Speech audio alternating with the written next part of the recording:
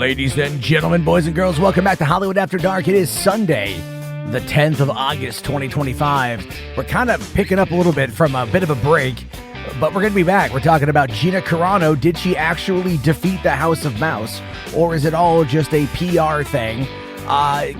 Movie news needs a better form of conversation. It's getting ridiculous out there, and I blame one company for it. And of course, weapons is dominating everything, so that's going to be fun to talk about. Hollywood After Dark, let's fucking go.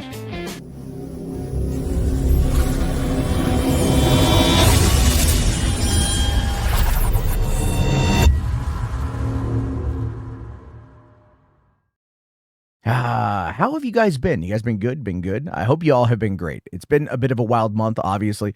Jurassic Park came out, has done $800 million worldwide. Fantastic Four First Steps came out.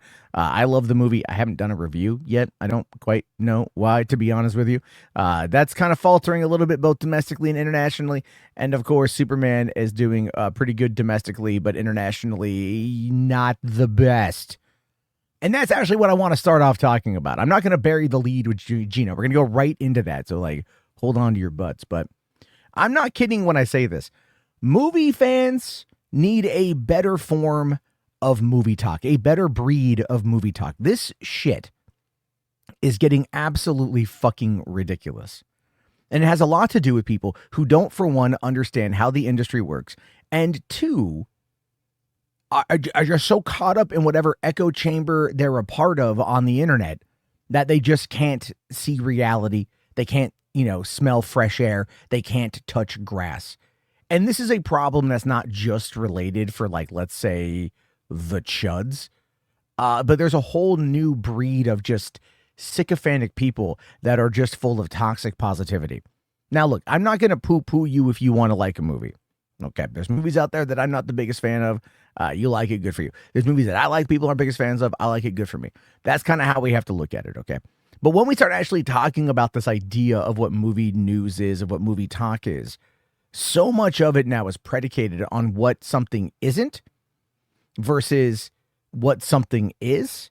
And at the same time, there's a predication on this desire to discuss things like the box office as if we have any, fucking control over any of that. Because, hey, I hate to break it to you guys. I hate to burst your little bubble here. We don't.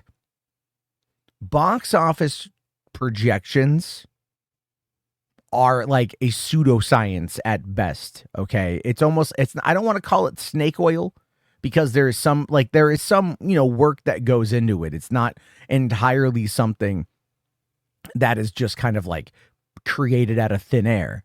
But in many ways, a lot of people just kind of put their projections out. They put the guesses out there based upon, what their tea leaves told them that morning. They rolled the dice. They went to a random number generator on the internet and they're like, yeah, this will work. This will be fine. This will be good for what we need. It's all it is, okay? Box office theory has gotten so much shit wrong, but yet his defenders are just like, no, guys, she's just using science. Look, it's the same thing that happens in politics with polling. It's not a perfect science. It's not even that much of a science. It's all extrapolation. They look at small sample size data and they try to extrapolate. It's the same thing that you get with Nielsen ratings, whether it's coming in through Nielsen or Samba or Luminate, I think is another one. These are companies that rely heavily on sample sizes of data that they can then try to extrapolate into giving a broader picture of where things are. But much like with polling, that is still just a snapshot of the moment in time. And I think that's a big problem when it comes to discussing Nielsen ratings. It's like, listen, I'll listen to Grace Randolph's Movie Math, okay, because all she really does is just read a Deadline article. But still, all right, I'll listen to her give her take on it, even though I roll my eyes and would sometimes want to start a shotgun at some of her takes. But I'm like, okay, but as soon as she gets into the Nielsen ratings, I tune out. I clip away because I know that none of that is hard data. None of that is hard factual data that we can sink our fucking teeth into. And the same thing goes for box office projections, okay? Or in many ways, how the box office is simply being discussed nowadays. All right, what really kind of made me mad I guess, what kind of prompted this to happen. I was already planning on bringing the show back, but this kind of took the front page of it here, is that there is this article over on Collider that popped up this morning. Okay. Superman sinks Disney's controversial $240 million live action remake. What in the ever loving fuck does that have to do with anything? Okay. So yeah, James Gunn's Superman has been doing pretty well. Okay. So what's this other movie here, right? What are they talking about? Oh, it's The Little Mermaid. The Little Mermaid, which opened on was it Memorial Day weekend 2023, not the second week of July, like post 4th of July, like fucking Superman did. But this thing came out 2 years ago and some change. And apparently now Superman has now outperformed that. And this is what I'm talking about. That's not a fucking article. That is not anything that needed to exist. Now, then the question becomes, was it done with ChatGPT? Was it done with whatever? Well, what you need to know is he probably, okay, I'm going to sit there and go, probably was. Let me bring that article up again, take a quick look here at some of the, I'm a pretty good ChatGPT indicator. All right. You could probably see it's very straightforward. It's very straightforward. Obviously, they've got someone that's doing the linking back to the tags or doing all the SEO work. Okay. And then they ended here with like, look, Superman is flying towards PVOD. All right. There we go. But when? Do you see when? Right on here? The movie will be released on transactional platforms mid-August. Actually, it's August 26th, which is the end of August here. So yeah, this is most likely written with ChatGPT. Honestly, I could write this better with ChatGPT. And you know what? If you head over to HWAD.tv, a lot of the articles I put together are very assisted with AI. And I make no qualms about that. I don't hide that from anybody. I work quick, I work dirty, I work fast, and this is how I get my shit done. And that's exactly what Collider is doing. That's exactly what Slash Film is doing, what Comic Book Resources is doing, what Comic Book Movie is doing. Any fucking outlet that is owned by Valnet, and I should do a deep ass dive into Valnet one of these days. I've done a couple articles about them on the website. I should do a video, do a dedicated stream to just talking about Valnet and the fact that they're more or less just like the Brazzers of fucking movie talk and shit. But they don't care. They care about the engagement. They care about the money. They care about just getting you in and using those kind of sensationalist headlines in order to be able to do that. And that is a big thing. But then you go on Twitter, and Twitter's like even worse because now you got the money for engagement. So people just say whatever, right? I was on there yesterday, and apparently, again, going back to the Superman discourse, Superman outperformed, Man of Steel domestically, a movie that came out 12 years ago. Okay, fine. That is okay, right? Movie tickets are now more expensive than they were back then. And as a result, fewer people are buying tickets. Therefore, you might want to start to look at it from how much money is made versus how many tickets were sold. Because we can track that data as well. That's data that's out there. You can kind of extrapolate that information to see which movie has done better at the end of the day, if that's what you want to do. But again, that's all just trying to operate within an echo chamber, operate within an ecosystem that provides monetary return for how hyperbolic you can be. Superman outperforming Man of Steel is fine. Who cares? They're both good movies. I prefer Man of Steel, but Superman was quite good as well. Okay, I even did my review of it where I said men can fly. I was very positive on a movie that I was kind of dour on leading up to its release, because that's the whole point of watching movies and engaging with them, is that whole fucking concept, that whole idea of like, oh, wait, hold on a minute. I'm a Newton bitter. I could actually change my fucking mind. Holy shit. Could you guys fucking imagine that? Like people actually changing their goddamn mind? But no, we don't live in an age where that's really a fucking thing. It's either ride or die for your team. And that's that. And that's all this boils down to with the box office talk, by the way, that I wanted to get to, is that it's all just ride or die for your team. Okay, this is like fantasy football, okay, which is just Dungeons and Dragons for jocks. And that's all this is fantasy football for movie fans, which is just people running at stats that they have no control over. Kind of like betting on their team to ultimately win so they can win an online argument be able to kind of rub it in someone's face that you called it. I mean, like, look, yeah, it's kind of fun. Okay. All that showmanship is a thing. Okay, fine. But I think we need to be more honest with ourselves about it. We do need to be more honest with ourselves about it. And that's largely what I'm talking about here. All of these Valnet-owned websites are shit. Okay, they pump out content.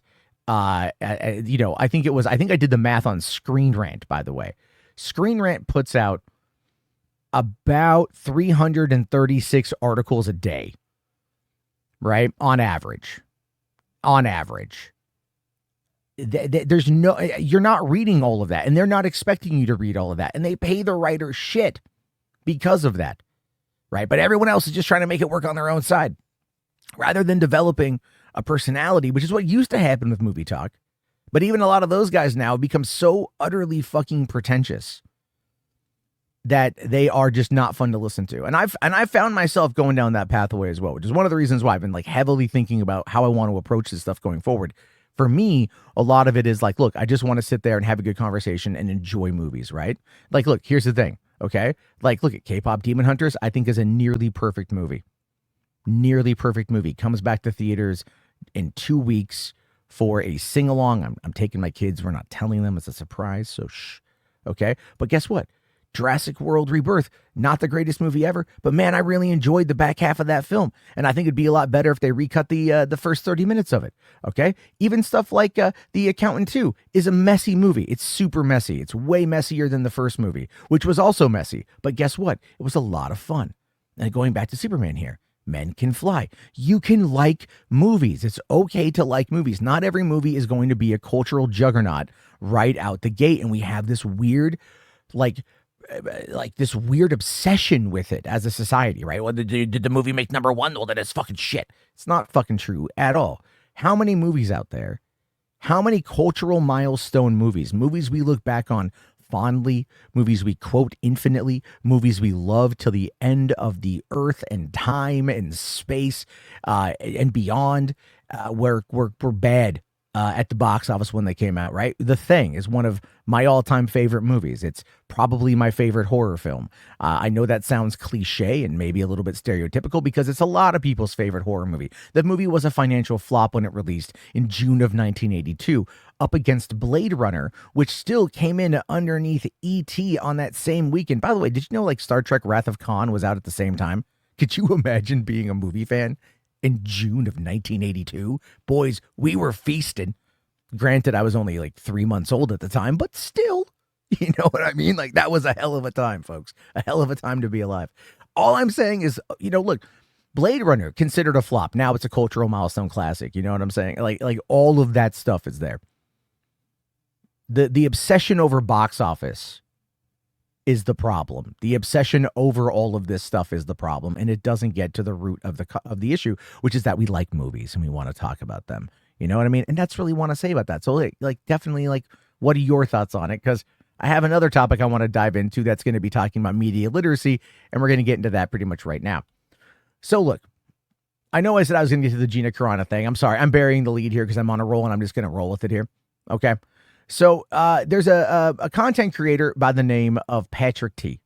And he put out this video last night talking about weapons. There's no spoilers in this, but he makes a really good point about how we need movies explained to us now. And I find that to be very interesting. I'm going to play this, so all credit to him, but this is worth listening to in its entirety. Weapons make you feel. Film discourse as of late is so hellbent on trying to dissect every aspect of a movie. Everyone wants to know what the film is about. What is the statement? What is it trying to say? I mean, there's an entire genre of content now that is explaining movies. But if you're watching a film through this rational lens at all times, instead of reflecting on how you felt, I think you're seriously missing what makes movies so special. Filmmaking is full of methods that are designed to elicit a feeling. The score, the cinematography, how it's cut, all of this is saying something, even if it's not outright explaining it. We don't have to be handheld through movies. One of my favorite films is Signs, and this is a movie that is full of plot holes and logic gaps, but I will always remember how this movie made me feel. It is exhilarating, it is thrilling, it is exciting, and these are all attributes and feelings that I had when I watched Weapons. So much of this movie doesn't make sense to me, but I'm not going to sit here and try and figure it out and solve it. You can dissect movies to death, you can try to rationalize every decision and every choice. Some of you engage with art like it has to solve all of the world's problems or it's meaningless, but simply being entertaining is meaningful. And sometimes that's what movies are about. Yeah. Yeah. You see what I'm talking about? He's entirely right there. There is this massive, massive subsection of YouTube when it comes to movie talk that's like ending explained. And I understand it's like Cliff Notes for these movies or these TV shows, people who don't have the time to dive in to really kind of, give it a watch. Cause it is like they're like, if you're going to take on watching a show, like let's say Stranger Things season 5 is coming out. The final season drops at the end of this year. And I'm excited as all hell for it. But am I going to go back and rewatch all the Stranger Things episodes? Probably. Would I want to then at that point go through and give my thoughts and reviews on every episode leading up to the finale? Yeah, probably. Because that's something I think about a lot. Like when it comes to reviews, it's like that kind of stuff is going on a journey. And in many ways, people who review movies, or at least people who are supposed to be reviewing movies, in my opinion, I'm gonna say the right way, is the movie is meant to be a journey for you as the viewer. So when you go in, you're going to go in and you might have a predetermined idea of what this film might be, but you also then at the end of that film might go, oh, wow, that was something entirely different. And movies are subjective, which is great. But the problem, though, the big problem that I found is that in many ways, media literacy is absolutely fucking dead, right? Media literacy is absolutely fucking dead. People don't want to critically think about anything. And it's not that you always have to. You know what I'm saying? It's like last night, I'll just kind of say, I went to Half Price Books on my break at work and I bought a bunch of films for like $2. Okay. I got Gemini Man. I haven't seen it, but it's Ang Lee, Will Smith with de-aging technology. So I'm kind of curious about that. I got The Seventh Son, Jeff Bridges and Julianne Moore. It's a Big Lebowski reunion. So I'm going to give it a watch. I got, The Cabin in the Woods for $2 on Blu-ray, which I didn't have actually. And then I got Van Helsing on Blu-ray for $2. I spent $8 for those 4 movies. They were on clearance. Why? Because some girl named Haley owned them ahead of time and wrote on the case and wrote on the disc. And so collectors are not going to be like, I don't want to be anywhere near Haley's movies. Me, on the other hand, I'm like, I'm going to give you a good home. Come with me. We're going to have a good time. But you know what else comes in the mail today? Someone putting this out. Okay, I've got Stand By Me 4K coming in the mail today. Clueless 4K coming in the mail today. And then I get The Long Kiss Goodnight coming, I think, at the end of the week in the mail. So it's like I am getting my movies, which I'm going to sit down and start watching and talking about here on the channel. Why? Because I want you guys to go on these journeys with me. I want to watch these movies. I want to talk about them. I want to hear your thoughts about them. And when we do the weekly live stream, we can talk more about them because I was thinking about this. And it's like the best way to interact with people when it comes to movies is to bond over what you love. And I think that's really like the key thing here, right? So much of social media isn't bonding over what you love. The film discourse isn't bonding over that. It's about how much you hate something or how much you want your team to win over the other team. And that leads into the whole media literacy is dead thing and why we need to have these things explained because it becomes exhausting. It becomes too much. It becomes so much that so many people out there are just like, I can't. And so they disengage from things that they love, from things that bring them joy, from things that make them happy. This is what they disengage from. And they do this because it's more or less a self-preservation technique because of the noise. So let's fucking break the noise and let's just like, you know what? I will say things about people who are content creators. I'm not going to lie. Okay? I'm not going to sit there and be like, I'm never going to say anything. Okay. That Coy guy from Real Rejects weirds me out. Okay. My intuition tells me that guy has got some skeletons. Don't believe me? Look in his eyes. They're cold, they're black, they're dark, like a great white getting ready to strike. That's the vibe I get from this guy, okay? But I'm also not, I'm mostly talking shit. But it's like, look, the culture war side of things is retarded. We need to not do that. It's dumb, okay? Like, I'm going to talk about the Gina Carano thing here in a second. And that's something that tied into the culture war. And I think we can learn a lot from that, hopefully.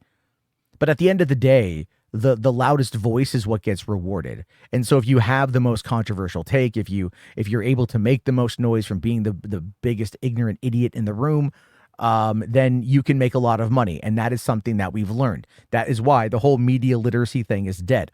When I see people make reviews of Superman and they're just bashing on the movie without engaging with what it was trying to do or what it like legitimately laid out in front of us, then you know you're dealing with bad faith actors. But those bad faith actors, guess what they can do? They can speak with conviction really fucking well.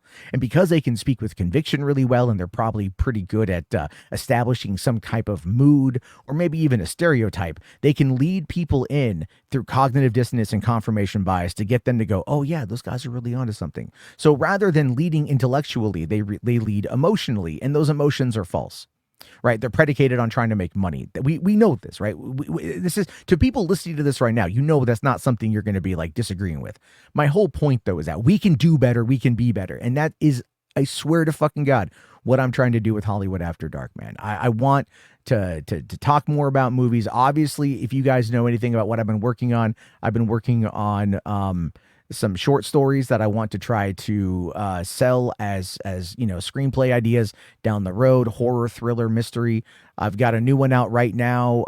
Chapter 2 drops tomorrow on Monday, and it's a story about a woman who poisons her husband because he was abusive, only to find out that the corpse is talking to her while she's trying to dispose of it. It's a real dark comedy. It's a dark, funny story. As the bodies keep piling up, things keep happening, and the ending is pretty effing wild. And I gotta say, I like it, right? And this is bringing me a lot of joy to work on these story ideas, and that gets me thinking more and more and more about how much I love to engage with you guys about movies, and that's why I'm coming back, and I'm gonna stick with it. But I'm just reorienting how I do things so I can be sure that we are doing it well together. Okay, so.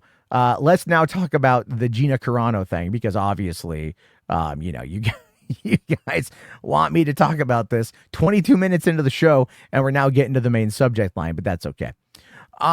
So Dominic Patton here with one of the worst fucking headlines I've ever seen. This really is the way. Gina Carano pile drives Disney over Mandalorian firing with settlement and job offers. The truth of the matter is, some of that's true, some of it's not, but it's really kind of reading between the lines here. Even though I don't think Dominic here, well, he did write it. Probably he maybe did. So let's just kind of take a look here at the article. All right. So ahead of the September trial date, Disney and Gina Carano have put down their lightsabers over the former fighter's more than year-long discrimination lawsuit over her 2021 firing from The Mandalorian over political postings.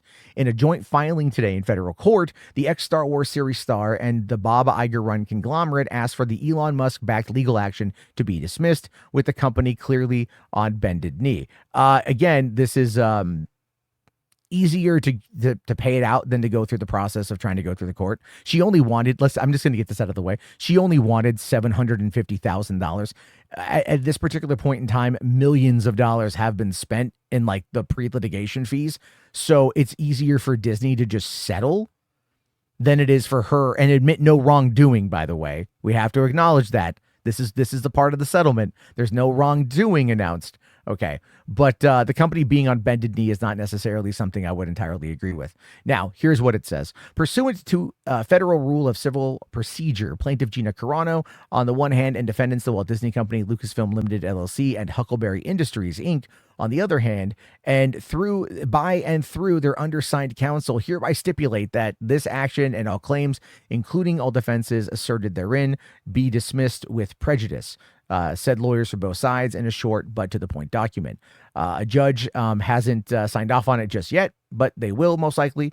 Also here, while no specific details of the settlement have been released, like whether she gets to getting her Rebel Shock Trooper Cara Dune rollback as desired, or any of the millions in damages she was seeking. It was $750,000. It was not millions of damages.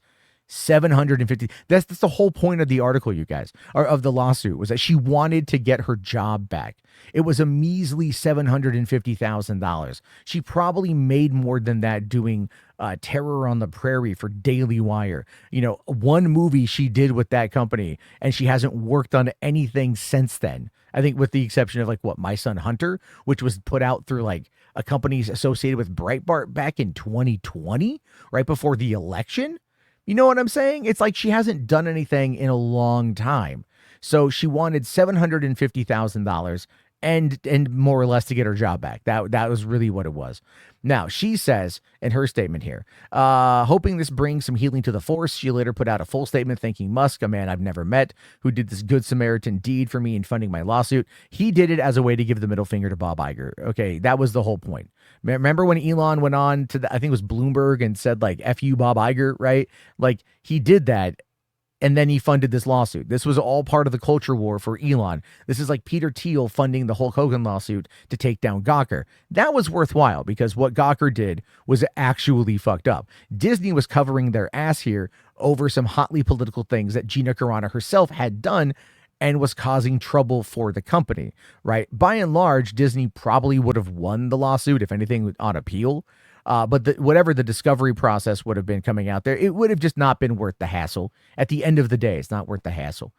Now, Walt Disney here says that, let's see here. The Walt Disney Company and Lucasfilm are pleased to announce that we've reached an agreement with Gina Carano to resolve the issues in her pending lawsuit against the companies. Miss Carano was always well respected by her directors, co-stars, and staff, and she worked hard to perfect her craft while treating her colleagues with kindness and respect. Okay, so and then you got to look at this one here, right? In case you had any doubt of who the victor was here, let the last sentence of the Disney and Lucasfilm statement hit you hard. With the lawsuit concluded, we look forward to identifying opportunities to work together with Miss Carano in the near future. Okay, boom, whatever, man. Like, this is such fucking dumb. All right, so let's talk about what this actually means. Did Gina Carano win? In the short term, yes. In the long term, that remains to be seen. Disney saying that they want to look for opportunities to work with her in the future doesn't mean she has her job back. It doesn't mean Cara Dune is coming back. It might mean that we do get a conclusion to the character in the Mandalorian and Grogu movie that is coming out next year, as I'm sure reshoots will be happening now that Pedro Pascal is done filming Avengers Endgame. So that could be something that is happening there. But at the end of the day, what this really is Disney saying it's okay to hire Gina Carano again. Because when Disney put out the statement back in 2021 or whatever about how they opted to not renew her contract, right? That because of her political statements, you know, like the one she put out comparing conservatives to Jews in World War II, which is a real thing that she did. And I don't give a flying rat holy fuck what you think the context of that was. The optics were bad and she did it. Okay. And she said a lot of other dumb, stupid things because she got caught up in the culture war. Now, this is tying back to my whole original point from the first segment about how the culture war is dumb and it's retarded and it needs to die because people like Gina Carano, who, listen, I'm gonna say this, I think are largely well-meaning, right? I've been very critical of Gina Carano because she allowed herself to become a pawn in other people's games. Okay, after she was not renewed for her contract from Disney and Lucasfilm, she went on with Ben Shapiro, where he basically fed her questions, softball questions, and then in many ways answered those questions for her. And she just sat there and went, okay, right? And then he gave her a movie that came and went, right? It's not the worst movie ever. You know, it's not the best movie ever either. It's in the middle. It's a decent thriller. Okay, it's worth a watch. Terror on the Prairie. I've talked about it before. You know, and so you have all those kind of things. But the problem though is that you get people that are in the culture war. That again, it's this idea that if you go against the left in any way, even if you are moderate or even slightly center right, but you're still kind of like sane in that regard, they will jump on you. And they will invite you into their circles, and you can make a lot of money and get a lot of attention and have a lot of influence because you're one of the quote unquote reformed people, born again people, whatever. Okay. It shows that people can leave that echo chamber and then join this echo chamber over here because that's a lot of what happens. And that's exactly what happened here. Gina maybe isn't a liberal. Okay. But she wasn't a conservative before 2020. Or she wasn't active in that conservative group before 2020. Then she becomes this instrument for the right wing, especially the culture warriors here on YouTube that lie to you about everything. And we already know about that, right? We've talked about that before. She was used by them because they were sympathetic to her cause. All the while, they just wanted to use her for money and influence and fame. And as soon as she goes back to Star Wars, if that even happens, they're probably going to turn on her for doing that. Because right now they're like, hey, Gina beat Disney. Not really. They settled with no fault admitted. It's not really a beating. She's just now been given the green light by Hollywood to get hired again. So will she get another manager? Will she be able to get brought on to go do some of these more high profile movies? She had already built a career, built a resume, being in films like Fast and Furious 6 and Deadpool, the first movie, and Haywire and things like that. Like, she wasn't a person who was disliked. Now she's got 4 years of this fog over her, this storm over her head that is all predicated by her own BS and her own inability to like really kind of like not engage with the hyperbolic left on the internet, which is hard to do sometimes, I'll admit, but still. And then now that whole situation is more or less tying down to, or bringing it down to, she has that tarnish, and it doesn't matter what this is. Companies are free to hire her again, but will they want to? Especially given right now, especially given the state of things in not only the industry, but politically and things along those lines. And so to Gina, the last thing I'll say is this. I wish her the best of luck. I don't have any ill will towards her. I would hope that she would very much move away from any kind of right-wing politics, move away from any of the grifters, any of those people that will just try to use this as a way to benefit them and not her. Granted, she won't ever listen to me. She did unblock me on Twitter after I correctly pointed out that she was wrong about election interference in the 2020. Like, that's a whole other damn thing. I don't want to get into it. But anyway, yeah, I've been covering this for years. I wish her the best. It's over now. Let's all move on. But it is not. It's not a win. It's not a loss. It's in between. But we'll see what shakes out, obviously, from it. So yay for that. So, all right, here. Why don't we move over into talking about the upcoming Resident Evil movie here. So Zach Krager, a man who I think is going to become a royalty in horror, especially after Barbarian and Weapons doing quite well, says that his Resident Evil movie exists outside of the original characters because fans already have that with the games, and saying, I'm not going to tell Leon's story. And this is kind of bothering some people. This is bothering some people, and I understand that, but I think we also need to understand what he's talking about here. Now, let me just kind of quickly get this out of the way. I personally would rather have them tell me the story of the first game, establish those characters, tell us the story of the second game, establish those characters, and then maybe branch off from there. When you get into the Nemesis stuff, I think it gets a little bit too kind of crazy, and then the franchise has kind of gone its own way. But look, I love Code Veronica. I love that in Resident Evil Afterlife, or I think it's Apocalypse, the second one. They referenced the Code Veronica opening cutscene with Claire. That was great. I love Resident Evil 4. I think it's a great setting. It'd be an awesome story, and having that story be told to be cool as well. The problem with the Resident Evil franchise, and this is maybe where Zach Krager is coming from here, is the fact that it's already done 6 films with Milla Jovovich that went so far beyond the scope of what the games were that it became comical towards the end. Albeit, I have a very big soft spot for some of those films.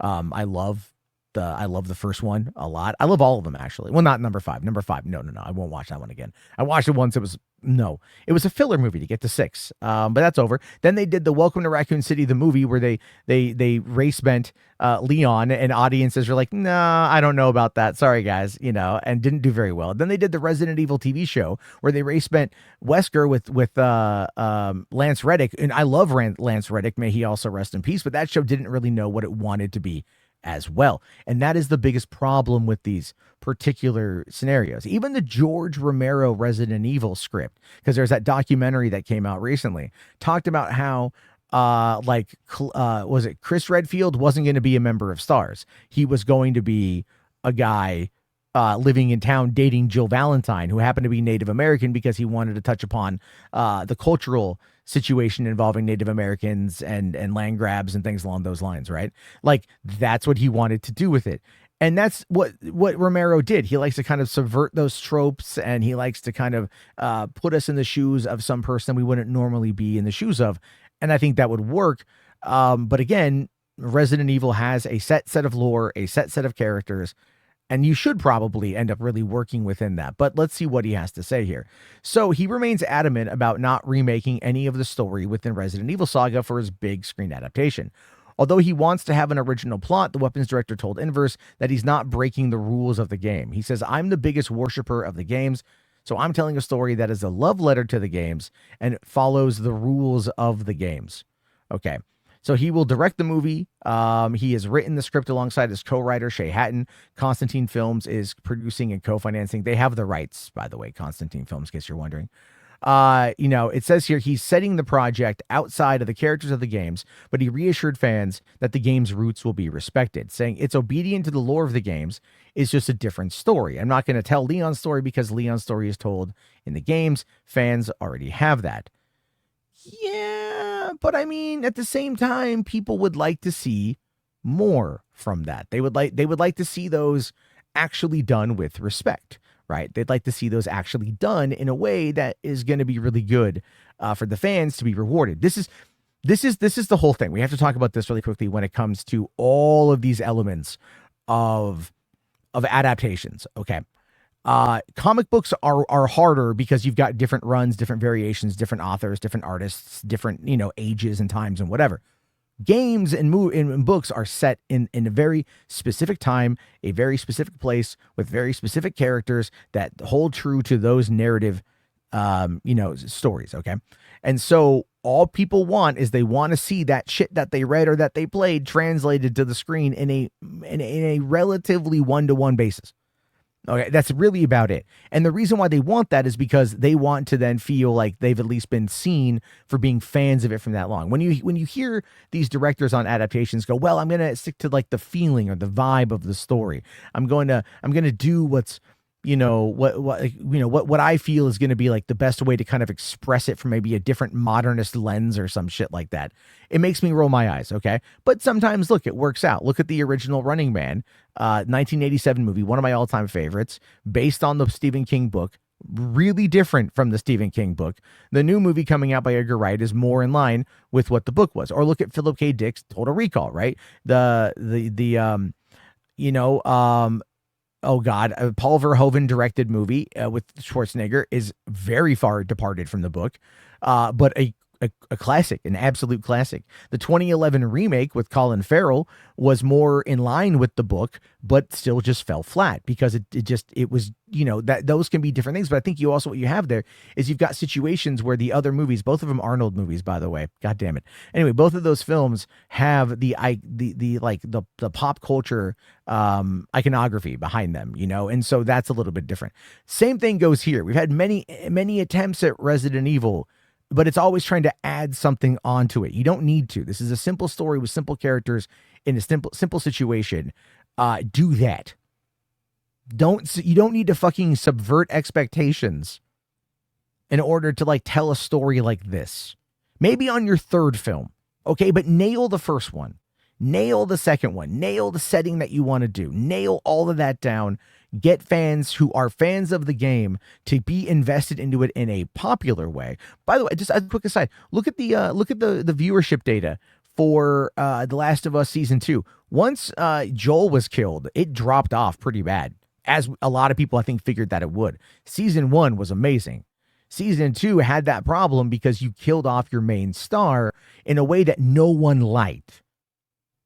5 years ago when the game came out, no one liked it. The show had the opportunity to do the adaptation thing of keeping him alive, and they didn't, which was a bold narrative swing, and they kind of paid the price, with the ratings and whatnot. And that's why they're doing like Neil Druckmann left the show, and the co-writer of The Last of Us Part 2 left the show. And you know what I'm saying? It's like, I think because it's because of the Pedro thing. That's what I'm talking about here. So when you do all this, you gotta really make sure that you honor the fans. Okay, so let's get into the final story of the night. As Hollywood After Dark progresses, we will dabble, and I hate to say this, but we will dabble in the rumor speculation mill a little bit, because that is stuff people are talking about. But it is also kind of interesting because James Gunn is doing what he's doing as a studio head to shut down speculation about Robin appearing in the Batman Part 2, saying, please stop believing this nonsense. Now, a lot of people are using this as a way to shit on a guy by the name of Jeff Snyder. Jeff Snyder is a scooper, right? He's not liked by anyone, I think, in Hollywood at all. He's very controversial. He is, very bullheaded, and he does that on purpose because he knows that it pisses people off. Okay. And so Gunn is saying, please stop, believing this nonsense. He says, I think 6 of us have read the script. No one knows anything about the Batman Part 2, except it's going into pre-production already, and it's going to start filming next year or early next year, which means that as it goes into pre-production, more and more people are going to read the script. Line producers can figure out what they're going to need to do for sets. You have your set builders, set designers, your cinematographer is going to be able to have to read the script to figure out the type of lighting and everything else, and to work with the director and all the actors and everyone. Look, man, it's nonsense to say it like that. But the thing we have to remember here is that looking at this is something I got today. Okay, so there's been this active movement to kind of call out Jeff Snyder. Because they said here, The Insider is not a reliable source for DC News and has a history of false leaks. For example, The Insider claimed Teen Titans film script was turned in, prompting Gunn to say otherwise. The Insider has also claimed Pattinson would appear in the Penguin Season 1. Now, I do think that the Pattinson was supposed to appear in the Penguin Season 1, but they opted to cut it out, and they just left us with the tease at the end, which is fine. Also, that show had gone through multiple delays and reshoots. You had COVID, you had the strikes, you had a lot of stuff that kept that show from getting out in a timely manner, and its budget to absolutely balloon. And so maybe they thought, just as a cost-cutting measure, they would keep him out of the party, which makes a lot of sense, right? Why bring him in when you're already contracting him to a certain amount of appearances and then waste one of those appearances on just a cameo in the Penguin if you don't have the money to back it up? Now, I'm going to use Henry Cavill as an example here, because that's why in 2022, leading up to the release of Black Adam, during the tumultuous time when Warner Brothers Discovery was trying to find a new head, and James Gunn was working on Superman, and no one knew James Gunn was working on Superman, and The Rock was making his play to take over DC Studios, and all this craziness, right? There should be a movie made, a documentary made about how that whole 4-month period played out, because Henry Cavill had one more appearance left on his contract, and they talked with him into shooting 2 cameos, one for Black Adam, one for The Flash, and they paid him $250,000 per cameo. So $500,000. They shot everything, I think, in about 3 hours on a Saturday or something. And he had the suit that he had kept from Justice League that he brought home, and he took that with him to set in order to do that. So the man made $500,000 for 3 hours worth of work. I mean, my God. Sign me up, please. But that's all this is, right? Is certain things change, they ebb and they flow. Jeff Snyder has gotten things right. He has gotten things wrong. Daniel Rickman has gotten things right, gotten things wrong. I'm not a big fan of the Scooper game. I'm really not. People put too much faith into that shit. But I also raise my eyebrow when I see James Gunn, who is now the co-head of the studio, coming out and trying to shut it down. He said the same thing about Grace Randolph. Okay, because stuff gets said out of that, but his job as studio head is to clamp down and to make it something that is, not going to end up destroying the integrity of the movie. That his job is to protect the integrity of the films, the integrity of the story, the integrity of the studio. Does that mean that he will lie? Oh yeah, 100,000% that means he will lie. So don't trust Jeff Snyder, fine. But you can't trust James Gunn either. Okay? Not until it's something that is tangibly being made. You have photos of the set, photos of production, a release date, a confirmation, a green light, something along those lines that will be more believable. At that point you believe it, but until then he's got no reason to tell you the truth, and I think we just need to really kind of remember that, right? But one of the things I do here on the show is I like to have people call in. I'm going to get a better graphic here, but you can call and leave a voicemail, 323-400-4956. I'm now realizing that this is really bad. This is a really bad image, but that's okay. There is also the Hollywood After Dark Discord. You can take a snapshot of this, join up on the Discord. I am in there. I need to be. You can join the Hollywood After Dark Premium, which is just become a channel member, help support the show, and then we'll do the After Dark programs every so often. We'll do an After Dark, which is a members only live stream.